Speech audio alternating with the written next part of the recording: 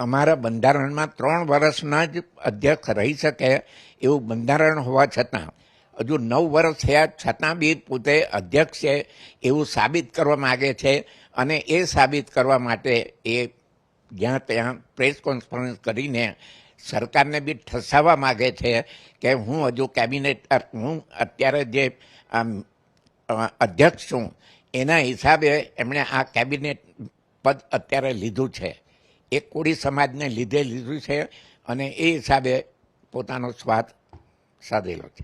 અખિલ ભારતીય કોળી સમાજનું આ જે સંગઠન છે એ કાયદેસરનું ચાલી રહેલું છે, જેની અંદર અમને 16 પ્રદેશ પ્રમુખોનો સાથ છે અને 85માંથી બાકીના જે છે 9 બાદ કરીને એ બધા કાર્યકારી અમારી સાથે છે.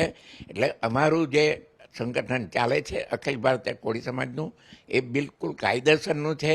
એટલે ગેરકાયદેસર એમને જે કહેવામાં આવે છે કે એ લોકો ગેરકાયદેસર છે એ બિલકુલ હળાહળ જૂઠું છે.